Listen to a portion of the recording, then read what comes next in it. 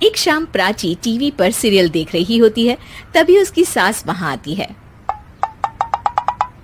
अरे सीरियल में तो ऐसे मग्न है जैसे आज रात का खाना पड़ोसी आकर बनाएंगे। मुझे पता ही नहीं था आपने अपने बेटे की शादी पड़ोस में भी की हुई है। हैं? मतलब? मतलब इस घर में सारा काम बहू ही करती है, आप तो सिर्फ खर्राटे मारती हैं। अच्छा जी, फिलहाल तो तुम आराम फरमा रही हो, चलो जाओ, ये मेरे टीवी देखने का समय है। आहा, इसीलिए मुझे भगाया जा रहा है। सॉरी, अब तो बिल्कुल नहीं जाऊंगी।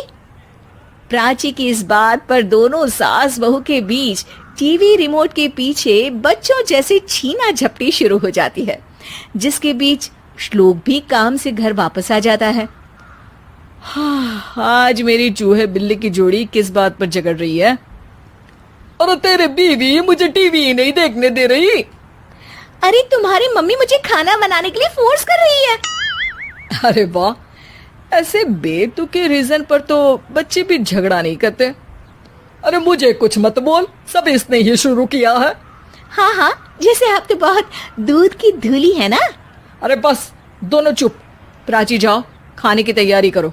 और माँ तुम छोड़ो, तुम्हें क्या बोलूं, शांति से अपना सीरियल देखो, मुझे दोबारा लड़ने की आवाज सुनाई नहीं देनी चाहिए। ऐसा बोलकर श्लोक वहां से चला जाता है, जिसके पीछे पीछे प्राची भी कुछ न कुछ बड़बड़ाते हुए रसोई में चली जाती है।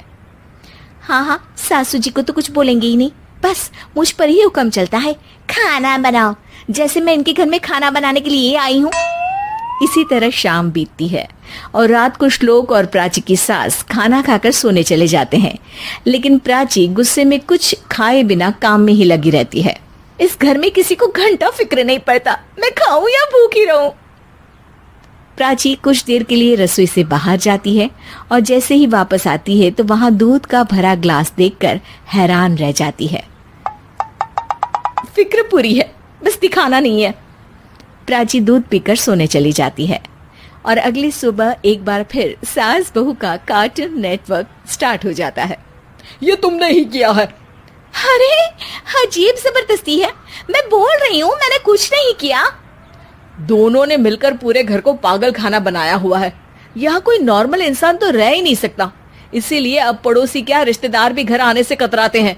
और सुन बेटे, तू भी चंगा, तेरी माँ भी चंगी, तेरी बीवी भी चंगी, रिश्तेदार। हाँ जी, आपको नहीं पता क्या, गंगाधर ही शक्तिमान है, रिश्तेदार ही। हाँ हाँ, बस समझ गया। कभी जानवरों जैसे लड़ेंगी तो कभी जुगलबंदी करेंगी। भाई मैं आप दोनों के बीच में नहीं फंसना चाहता। सास बहू की इस मनमौजी जोड़ी से परेशान होकर श्लोक अपना सिर खुजलाता वहां से चला जाता है। चलो अब मैं भी कीर्तन में जा रही हूँ। इस पर जैसे ही सास कमरे में अपना पर्स लेने जाती है तो वहां नाश्ते की प्लेट रखी देख मुस्कुराने लगती है और नाश्ता करके घर से बाहर निकलते हुए कुछ पैसे टेबल पर रख जाती है, जिसके कुछ देर बाद सिलेंडर वाला घर आता है। ओ मोरी मैया, मैं सिलेंडर के बारे में तो बिल्कुल भूल ही गई थी। घर खर्च के सारे पैसे भी मम्मी के पास है और श्लोक से बोला तो उल्टा 4 बात सुनाएंगे। प्राची ये सोच ही रही होती है कि अचानक उसका चेहरा चमक उठता है और वो घर में आकर इधर उधर देखने लगती है। तभी उसकी नजर टेबल पर रखे पैसों पर पड़ती है, जिन्हें वो सिलेंडर वाले को दे देती है। ये सब श्लोक देख लेता है। अच्छा बेटे, इतना बड़ा घोटाला, सबके सामने मैं तेरी दुश्मन और पीठ पीछे तेरी मेरी यारी। इस पर श्लोक एक प्लान बनाता है और शाम को सब एक साथ बैठे होने पर बोलने लगता है। माँ, तुम दोनों की बहुत लड़ाई होती है, इसलिए मैं सोच रहा हूँ कि प्राची को उसके घर छोड़ाऊं, इससे वो भी खुश रहेगी और तुम भी। अचानक श्लोक की ये बात सुनकर सास बहू शौक से उसकी तरफ देखती हैं। अरे ऐसे कैसे घर छोड़ाओगे, मुझे कहीं नहीं जाना। अरे तुमने बोला नहीं पर मैंने सुन लिया, तुम्हें मम्मी के साथ रहना अच्छा नहीं लगता, मुझे पता है। अरे वो अरे, जब बहू खुद कुछ काम बोले तो वो तुझे सुनता नहीं, और अब जो इसने बोला ही नहीं वो तू समझ गया। जब उसे नहीं जाना तो फिर जबरदस्ती क्यों कर रहा है? अच्छा, फिर आपको मौसी के घर छोड़ाता हूँ, बस अब आप दोनों एक घर में एक छत के नीचे नहीं रह सकती। मैं इस टॉम एंड जेरी की जोड़ी को और नहीं झेल सकता। है? ऐसे कैसे नहीं रह सकते? तुम्हें इतनी दिक्कत है तो तुम्हारा बोरिया बिस्तर पैक कर देती हूँ, लेकिन मम्मी जी कहीं नहीं जाएंगी। बिल्कुल यही सुनना था मुझे। अगर दोनों में इतना ही प्यार है फिर हर वक्त ये लड़ाई का नाटक क्यों करती हो?